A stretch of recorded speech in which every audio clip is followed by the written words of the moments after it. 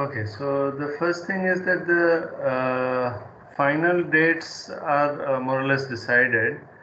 So our exam is going to be on the 6th of December, which is a Monday in the afternoon. Okay, so you will have the weekend to prepare. So I suppose that's it. Okay, so remember what we were talking about last time. So we were talking about testing testing hypothesis for the mean of normal data when the variance is unknown, and in that case we use the t statistic, which is so called because of the student's t distribution, and for the two-sided test we took the sample mean minus the hypothesized mean. This should have been a mu naught times square root of n divided by the sample variance, which you have to compute, and so that is kind of a proxy for the true mean, and we look at this in absolute value, and if it's less than this quantity, then you accept the null hypothesis.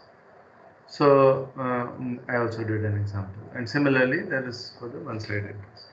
So now we want to go in the same direction, in the same kind of flow as per chapter 7 when we talked about confidence intervals. So now we want to talk about means,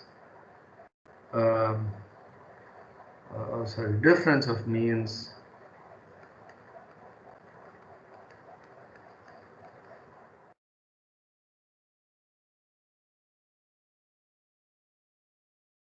of normal populations.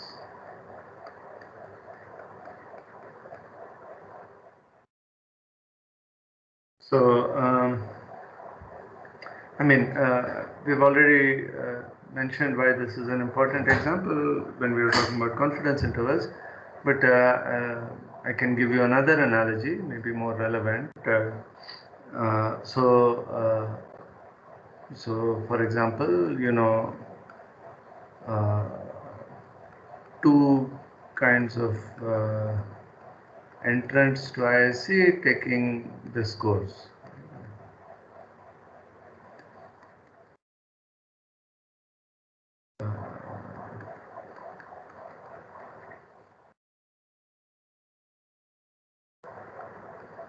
So, for example, those of you who come through KVPY and those of you who come through NEET,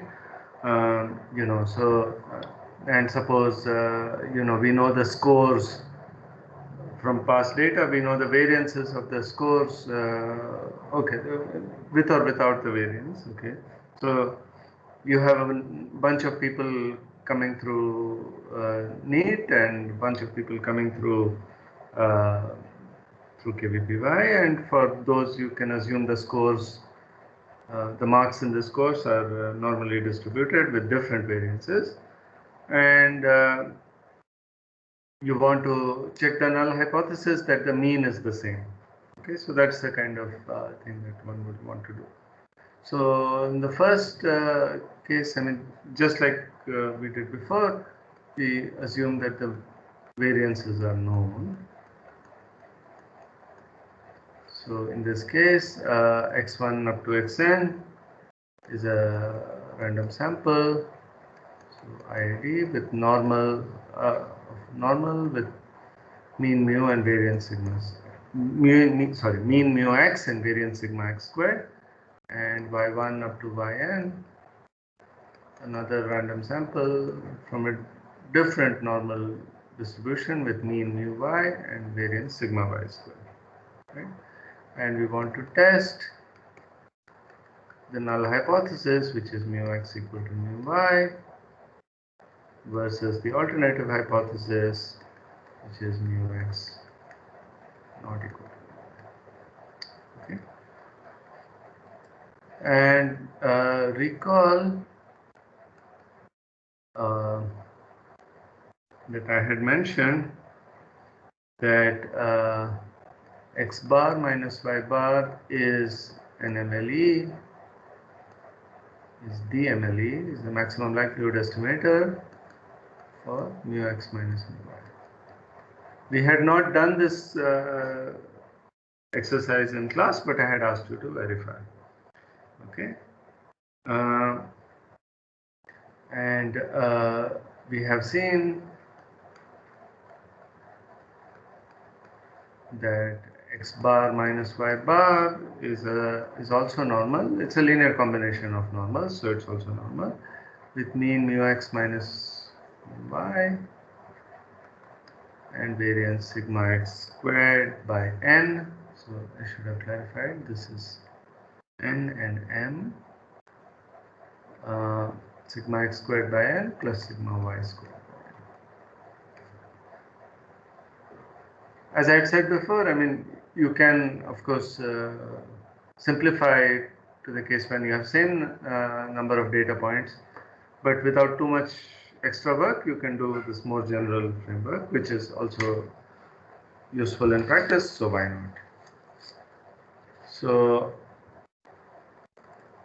So what we have is therefore, if you subtract the mean and divide by the square root of the variance, you have a standard normal. So x bar minus y bar minus mu x minus mu y divided by the square root of sigma x squared by n, that's an n, plus sigma y squared by m is a standard normal. And assuming, when we calculate the type 1 error, we assume the null hypothesis. So assuming mu x is mu y, you can forget this. And so this quantity x bar minus y bar divided by the square root is a standard normal. And so the significance level alpha test is that this quantity in absolute value is less than or equal to z of alpha beta. So this is exactly the same thing that we have done before. So I won't bore you with the same calculation. The significance level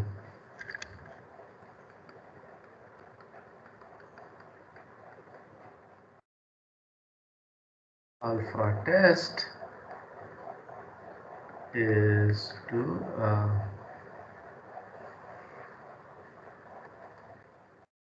accept the null hypothesis if the mod of x bar minus y bar divided by the square root, maybe I can put the mod upstairs, sigma x squared by n plus sigma y squared by n is less than or equal to z alpha by 2, and reject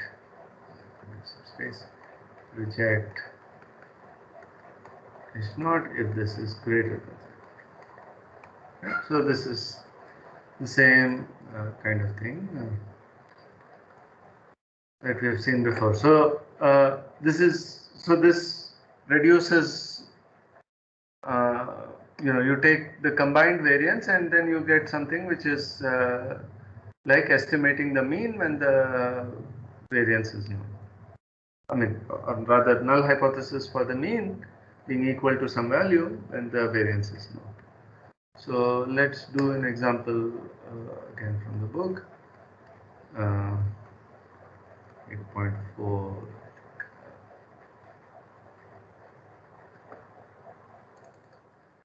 Okay, so this is part A. So here is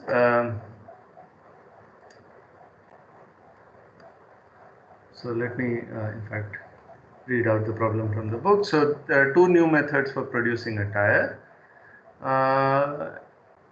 In one case, this guy produces 10 tires, and the other case, using the other method, 8 tires. The first is tested at A and second at B. I mean, this is natural because the locations for these productions might be different. They might be very far away, so it doesn't make sense to transport all these tires to the same place. So you test the first method at A and second at B, both closer to the areas of production. And from past experience, people know that the lifetimes of tires tested at A are normal with standard deviation 4,000 kilometers, in the other case with 6,000 kilometers. And these are the data points in units of 100 kilometers. Okay. So what I have done now in Mathematica is just to take this data point. So the first one is this column over here, and the second one is this column. And so the manufacturer wants to test the null hypothesis, trust the hypothesis, which is our null hypothesis, that there is no appreciable difference in the mean level of tires produced by either method. Okay, so we want to test that mu A equal to mu B. So this is our data. So let me run the commands again. So the means are calculated. So remember, these are in hundreds of kilometers. And what is our statistic? We have to take the absolute value of the difference divided by this quantity. So let's do that. So I take the absolute value of the difference. I also multiply by 100 because remember, this data is in units of 100 kilometers. I mean, the reason, it's okay if one was only talking about the mean, then there was no problem. But one is comparing with the standard deviation, which is given in kilometers. So you have to make sure your units match. So the standard deviation is given to be 4,000 and 6,000 respectively. So the variance, which is what one needs over here, is involved. You have to square these quantities. So for the first data set, n is 10 and m is 8, right, as mentioned. So what we want to do is to calculate the absolute value of the difference of the means, divide by 4,000 square root of 4,000 squared by the length of A, which is 10. I don't bother to calculate it just to be sure I'm doing the right thing. And 6,000 squared divided by length B, and I get 0.065. Okay, and this we have to compare with z of alpha by 2. And remember, when alpha is 5%, we have to take 1 minus alpha by 2 over here. So we have to calculate the inverse CDF at 1 minus alpha by 2, and that's exactly 1.96. This I've already told you that is something you should memorize, and this number is clearly less than this number. So let me so the value of the statistic here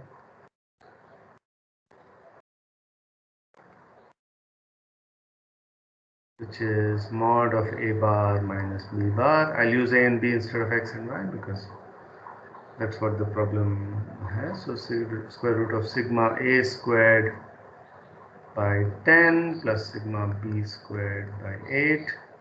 So here sigma A is 4,000, sigma B is 6,000, and A bar, let's see, what is it?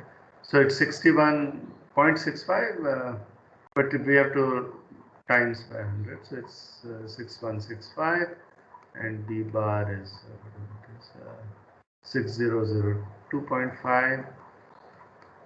And so then the value of the statistic is 0.066, which is less than 1.9, z of 0.025, which is 1.96, and so we should accept.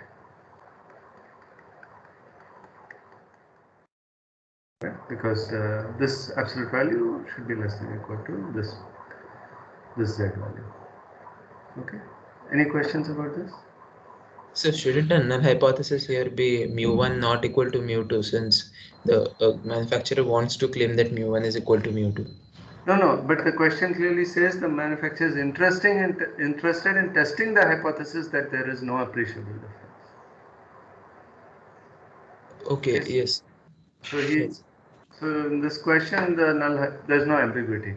And you're thinking about that cigarette example, but yeah. So I mean, the general rule of thumb is if you know the claims are extraordinary, then you should do the inverse. But otherwise, you should take the natural hypothesis. Okay. So because in the examples also that you had given as homework, whenever it was that is this enough evidence to prove that this claim is true, the Huh. null hypothesis was the opposite of what was expected, like was that it is not correct. And whenever the question was, is this enough evidence to disprove this, then the null hypothesis was that this is true. Yeah, right. So I mean, that's what it is, right? So, if I mean, like in the court case example, I mean, you don't want to convict someone. I think you or someone else had written in the chat. You don't want to convict someone uh, unless the evidence is really strong, right? So, I mean, there is a lack of symmetry, and I will try to make sure, at least for the exam and all that, that the questions. I mean, I'll try to make sure that you can see which way you should choose the null hypothesis. Okay. I mean, in this case, it's unambiguous. He says that he wants to test the hypothesis that there is no appreciable difference in the means. So, or he or she. So, so I think in this case it's obvious, but yeah, I mean, you are right that one has to be careful sometimes in choosing the null hypothesis, and I will try to make sure that this is unambiguous in the questions. Okay, so this is the case when the variance is known, or variances are known. Now we have seen. Okay, let me go back to lecture 28. Uh, oh, sorry. So when we were talking about difference of normals, we constructed the same kind of confidence intervals, and I mean, this is exactly the same quantity that we just saw, and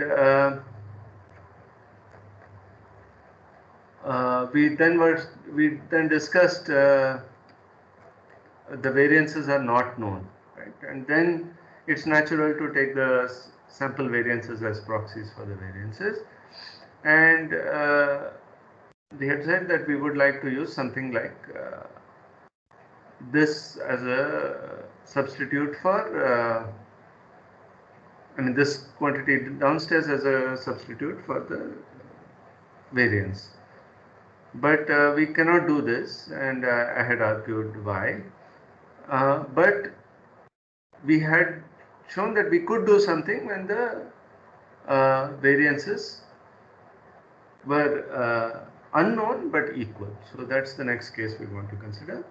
So unknown but equal variances.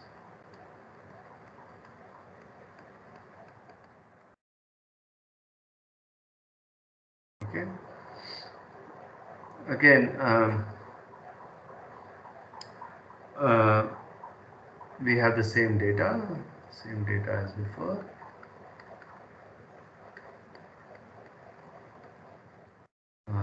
X1 up to xn,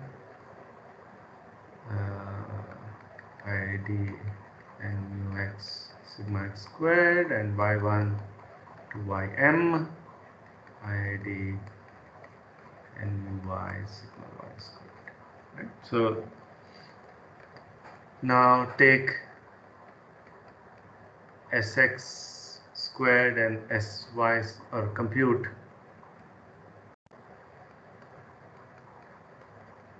sx squared and sy squared, the sample variances,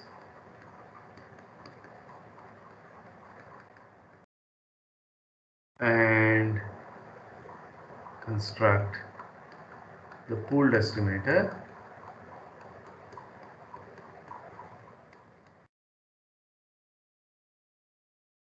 SP squared, which is n minus 1 Sx squared plus m minus 1 Sy squared divided by n plus m minus 2.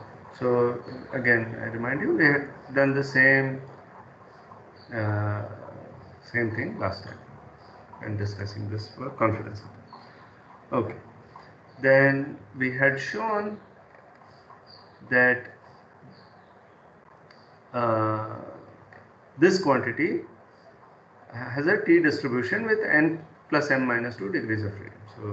So again, recall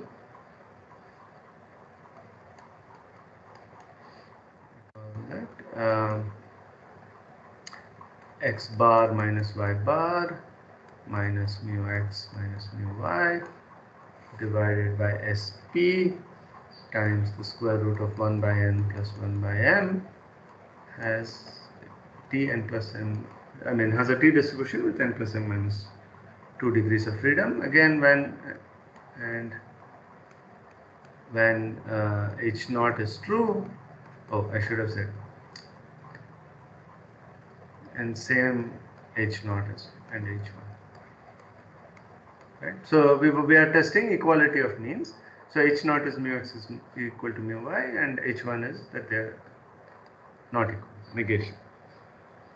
Okay, so and when h naught is true, mu x is equal to mu y. So this quantity goes away, and so you have to test. The test statistic is this quantity x bar minus y bar divided by this SP times square root of 1 by plus 1 by. So the significance level alpha test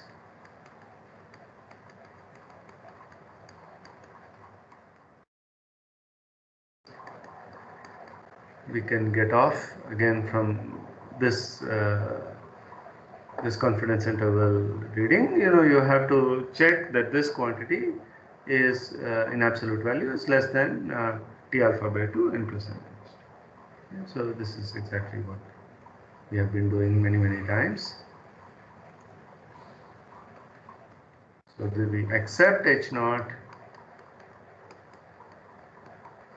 if mod of x bar minus y bar divided by SP square root of 1 by n plus 1 by n is less than or equal to t alpha by 2 n plus n minus 2, and reject h naught if this value is greater than t.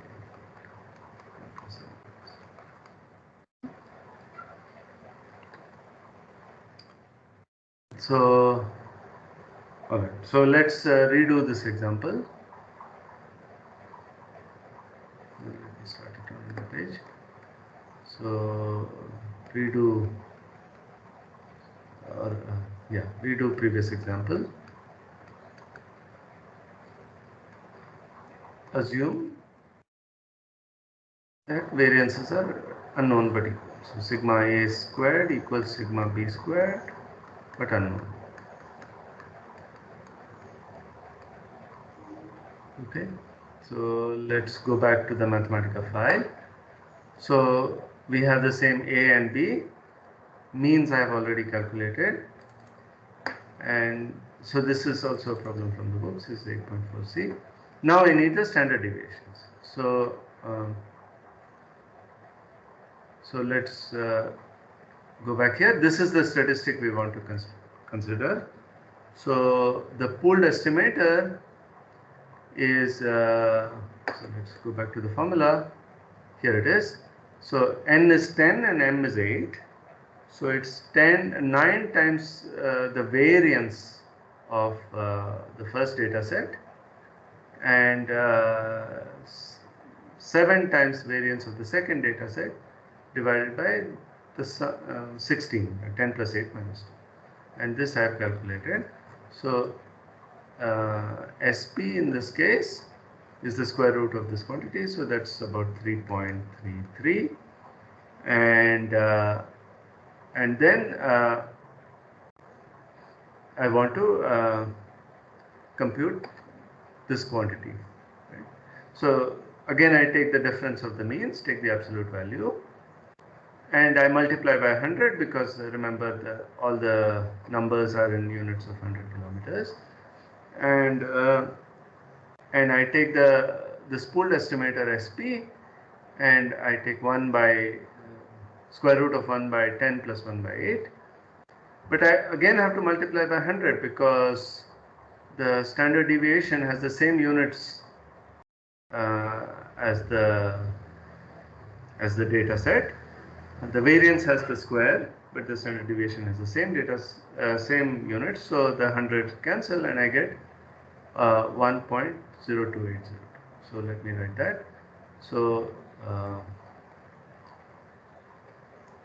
then mod of a bar minus b bar divided by SP square root of 1 by 10 plus 1 by 8 is, what did I say, 1.0280, 1.0280, okay. And so I have to calculate, I have to compare this with in mathematical notation, the inverse CDF of the student T distribution with 16 degrees of freedom at 1 minus alpha by 2, which is 0.02. So, and T 0.025 alpha by 2 at 16 is equal to 2.119. Right? And this quantity is less than this quantity, so again we accept. So it seems reasonable that the means, the mean life of tires from both data sets are the same. Okay.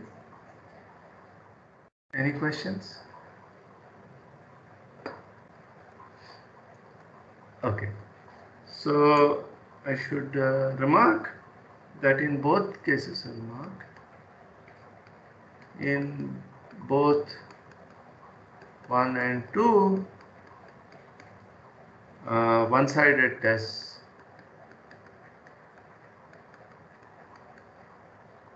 i.e. or of the form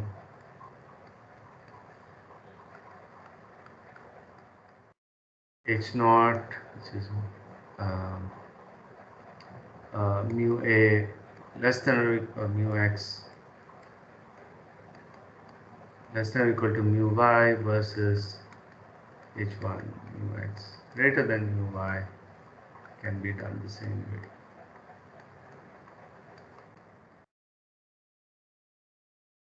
Oh, I should have said less than or equal to or equal to. Both work. Right? You remember that the test was the same, but when you are testing equality versus greater than or less than or equal versus greater than. Right? So this is something we have seen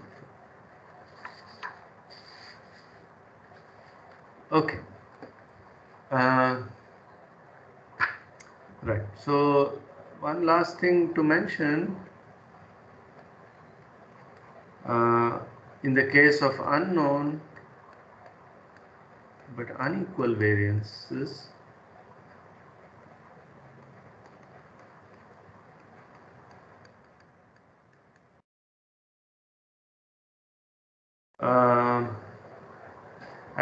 as I mentioned a few minutes ago, we would ideally like to say that something like this is normally distributed, but that's not true. So in general, no exact significance level alpha test is known, exact being the keyword here,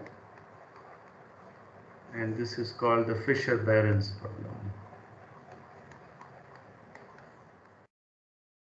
it's an open problem to find such a test, and I think many people believe that there is no such exact test, but it's not ruled out.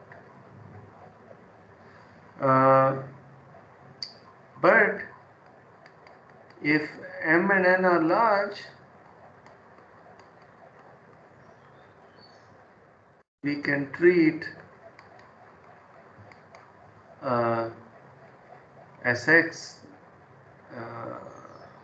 squared and Sy squared as proxies for the true variances,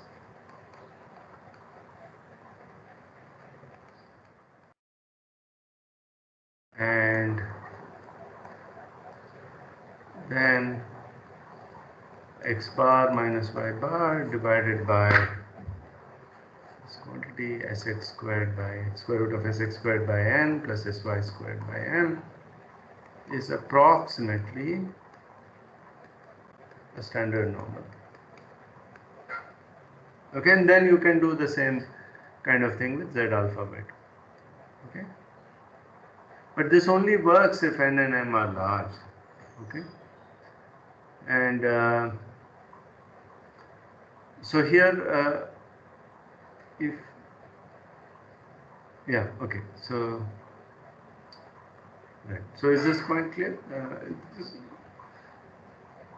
We cannot use this for like small data sets like what we have been doing. I mean, no one stops you from doing it, but the reliability of such a test is in question. If you have thousands of data points, then it's perfect. All right. So one other type of data set where we can compare two normals. Yes. So you had said that the same test holds true even if that is a one-sided test, but wouldn't the values of t alpha by 2 comma n plus m minus 2 have to be replaced by t alpha comma? Yes, exactly. Yeah, no, when I said can be done the same way, I meant the same way as we have done for the normal, for the single normal. No, okay. Yeah, that's all I meant. And single normal and single t distribution.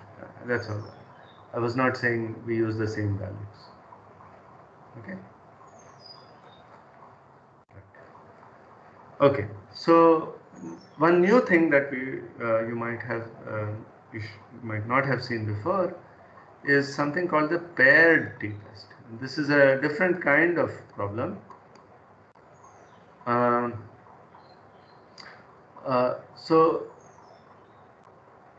So let me give you an example. Again, so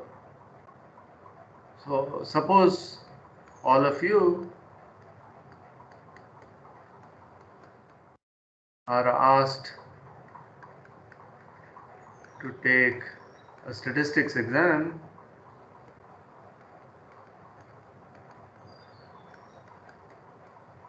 before and after the course. After this course, after you are in course. Okay. So, well, when I say a statistics exam, I mean I'm assuming you take more or less the same exam. If you take the exact same exam, maybe you remember some things from before. But let's assume that when I say a statistics exam, I mean two different statistics exams of the same level of difficulty and so on, and roughly the same syllabus and all that. Not roughly, but exactly the same syllabus and roughly the same kind of questions. Okay, so then the data is of the form, this is called pair data. The data is of the form, for each of you, I have two scores.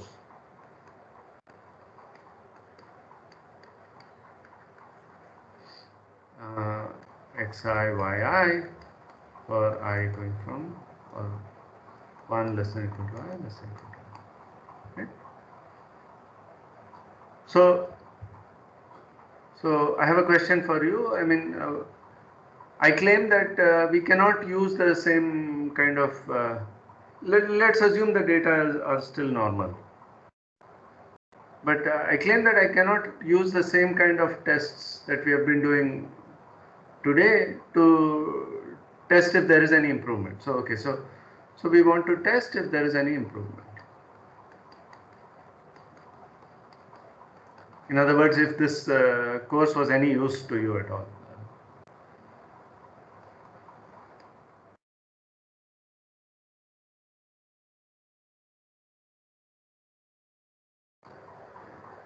So what is the problem? Why can't I use, I mean, this sounds similar, right, to what we have seen before. I have x1 to xn and y1 to yn again. I mean, m equals n. That certainly is not a problem.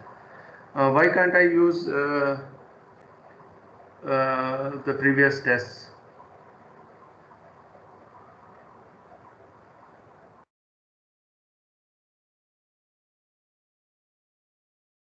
Anyone?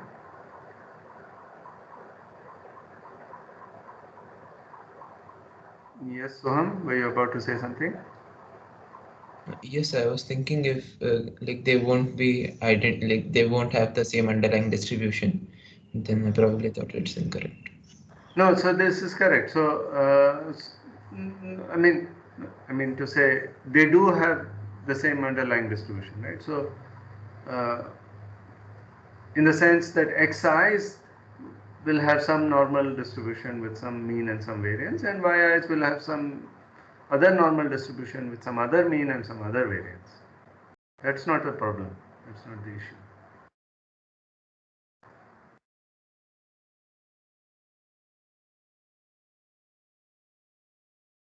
Okay, so maybe it's holiday, you're all in the holiday mood.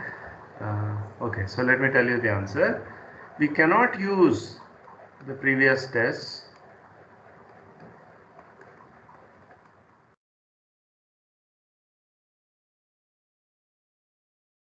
because xi's and yj's are not independent. So far, I mean, I had said this explicitly when talking about the confidence intervals, but maybe I will. So far, these are also independent. Why are xi's and yj's not independent? Well, it is reasonable to assume that someone who gets a high score uh, before the test is also likely to get a higher score after the test. Right? So xi couples to yi. Okay.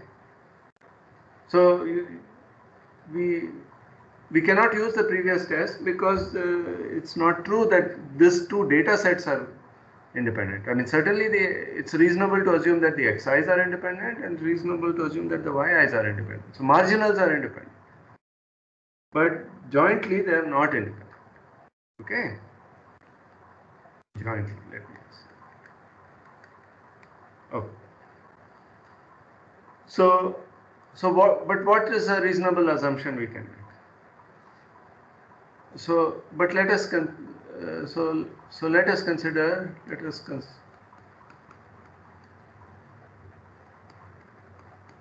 the difference wi, which is xi minus 1. Okay. This, so it is again, it is reasonable to suppose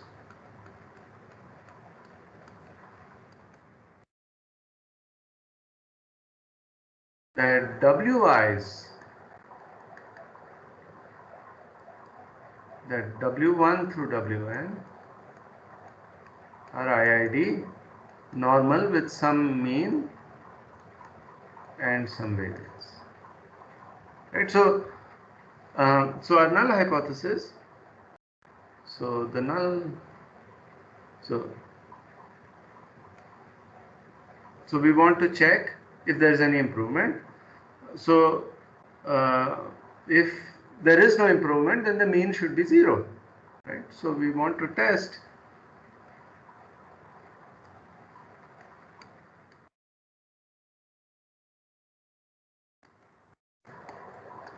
H naught, which is mu W equal to 0, versus the alternative hypothesis H1, which is mu W is not equal to 0. Okay. Okay, then, I mean, once we do this, this is just testing of the mean when the variance is unknown. We do not know the variances. So let me just say unknown over here. So why are we sorry? So why are we assuming that the mean cannot be negative? No, we can also test that, right? So if I wanted to test that there is no improvement, to test that, okay, let me.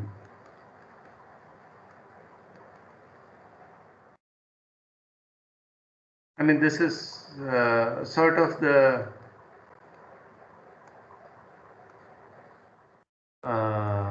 like our cigarette example. I mean, we want to accept the.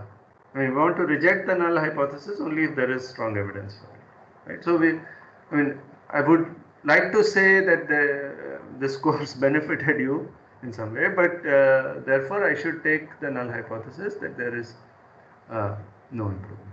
Okay? So, and using Yes, the sir. yes. My question was, why can't we use the null hypothesis as mu W is less than equal to 0? No, that. Okay, I mean, that's another question. Right, okay, so that's also fair. Yeah, that's another question. In this case, I'm talking about the two-sided test. One can also talk about the one-sided. Exactly. So I'll say that. I'll just say that after this. So using our standard t-test,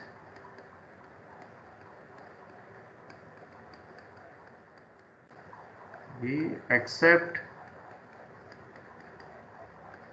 H naught if the absolute, it's an absolute value sign, square root of n W bar divided by the sample variance, SW, is less than or equal to T alpha by 2 n minus 1, and reject if this is greater. Okay. And similarly, as Soham correctly pointed out, we can also consider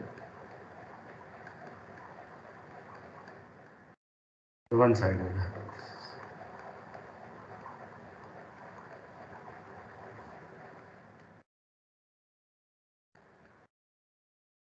Okay.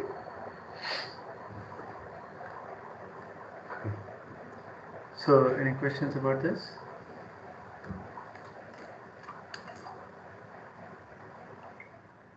Excuse me, sir. So in considering the hypothesis, can we consider like there is not improvement, but there is like they have like decreased their performance now? Like, can that also be an hypothesis? Yeah, sure. This depends on the context. I mean, in this case, I was giving you an example where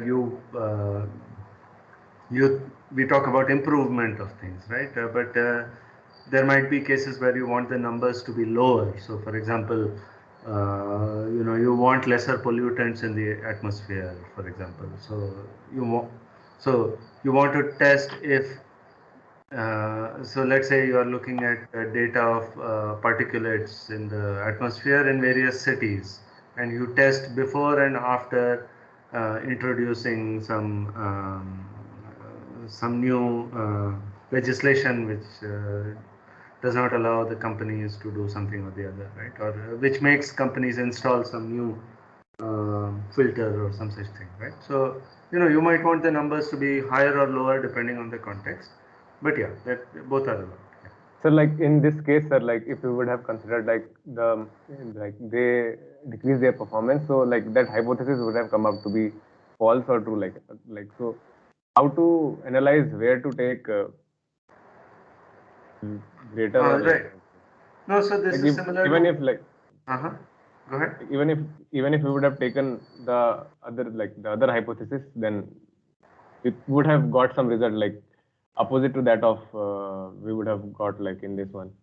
Right. So like so your question is which inequality to take as the null hypothesis, right? Like when to consider, yes sir.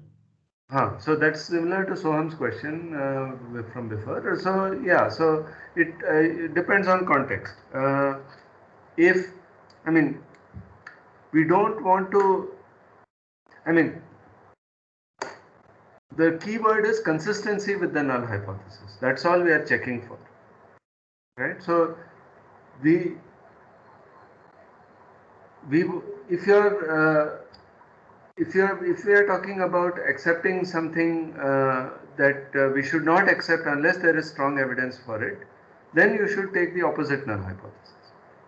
But if you sort of believe the null hypothesis, then you should take the null hypothesis. I mean, if you sort of believe or want to believe something is true, then you take that to be the null hypothesis, right? So I mean, for example, I'm sure you are doing physics labs and chemistry labs and so on. I mean, when you measure millikens, I mean, you measure the charge of the electron using Millikan's oil drop experiment. I mean, you know that E is 1.6 in whatever units, right? And you want that to be the null hypothesis because, I mean, hundreds of years of data have convinced physicists that, not hundreds of years, decades of data have convinced physicists that that is the case. So you should take that to be the null hypothesis, right? I mean,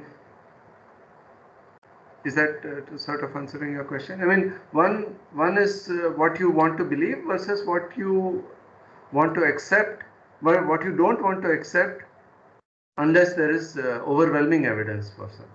Right? So this is like that.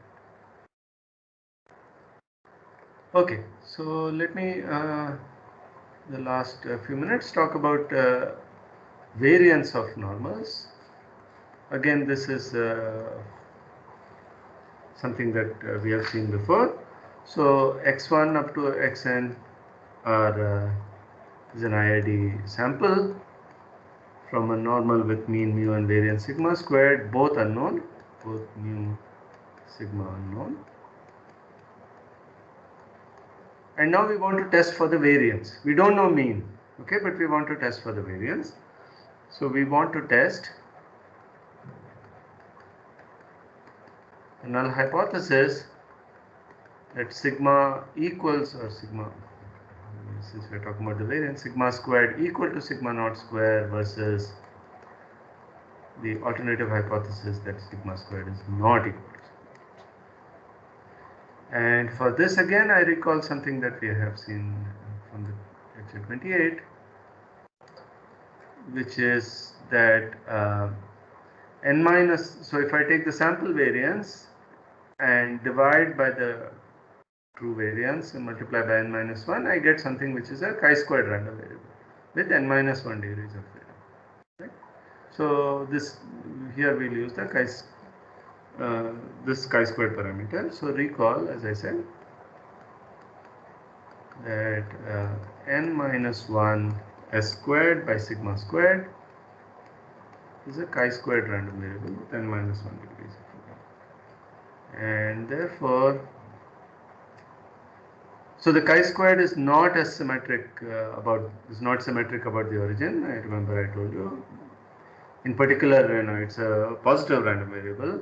So now you cannot use plus minus. So you have to be a little careful. So the probability under the null hypothesis that chi squared 1 minus alpha by 2 n minus 1 is less than or equal to n minus 1 s squared by sigma naught squared is less than or equal to chi squared alpha by 2 n minus 1.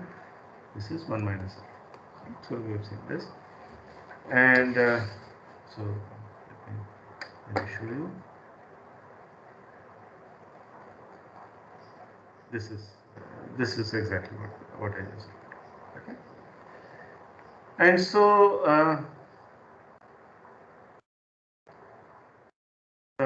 the significance level alpha test.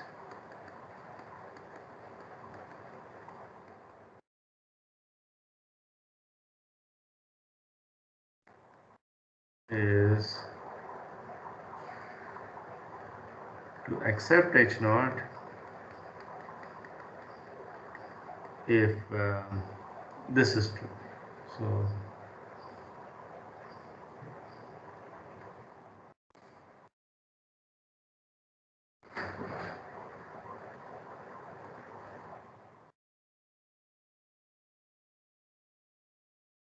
and reject otherwise.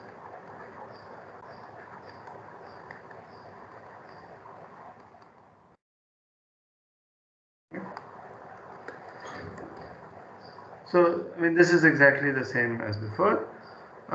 Similarly, we can also talk about one-sided tests.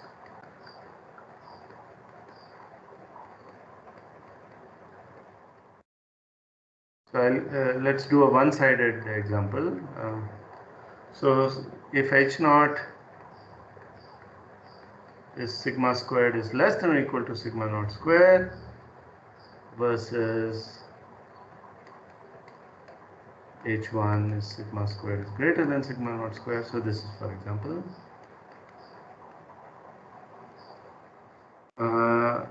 Then we want, because of the way this is done, sigma squared becomes in the denominator.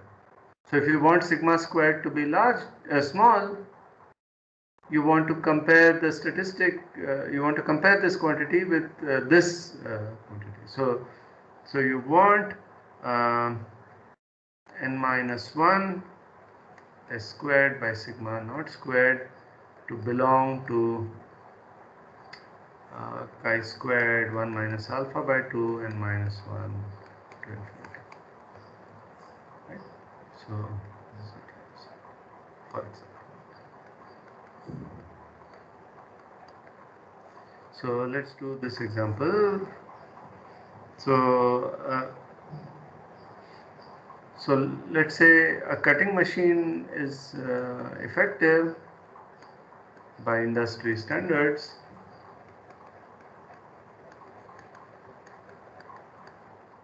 if the length of the material it cuts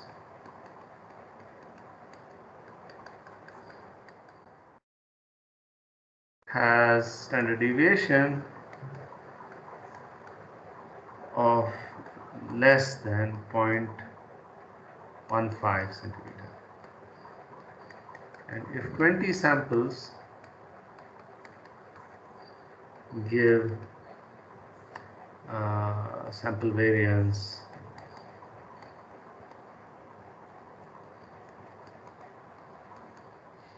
of 0.025 centimeter square, can we conclude it is effective?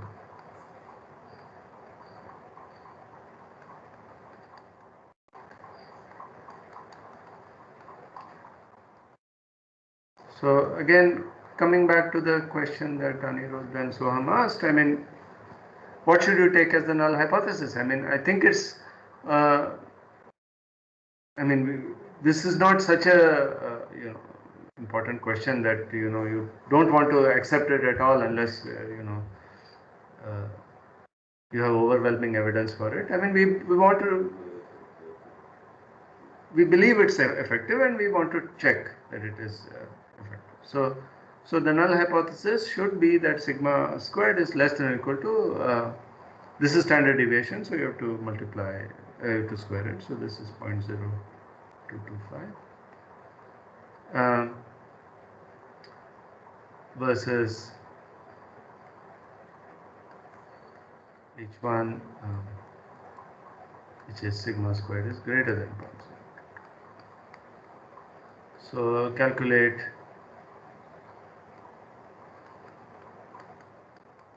n minus 1, which is 20 minus 1 s squared by 0.0225, which is, okay, so I've done this in mathematics again. So 19 times 0.025 divided by 0.15 square, 0.025 is the sample variance, and this comes out to be, so once again, This comes out to be 21.11. Okay, and we want to compare from what I said above. We want to compare with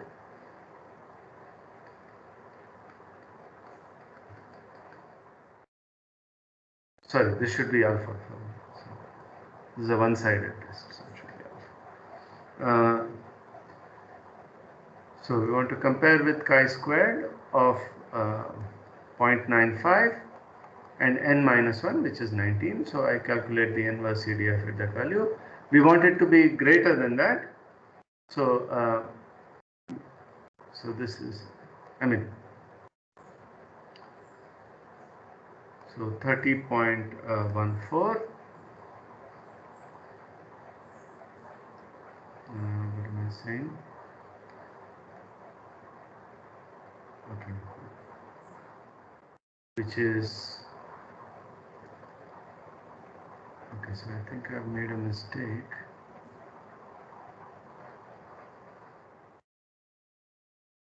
Yeah, so let's check. So chi squared. I'm looking at the inverse CDF.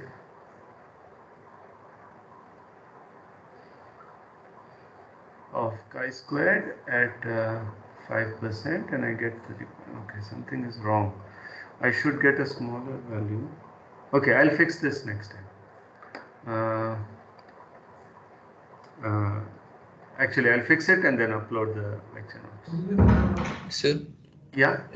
Should it be chi squared alpha comma n minus 1 instead of chi squared 1 minus alpha comma n minus 1, since we are testing the hypothesis that it's less than equal to? No, but sigma is less than, so 1 by sigma, I mean this sigma is in the denominator. Yes, sir.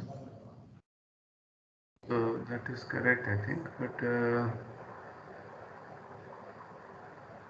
okay, I confused myself. I mean, we should accept, but I'm getting something funny. Okay, I'll check this and I'll fix this and I'll upload the lecture notes and I'll remind you next time.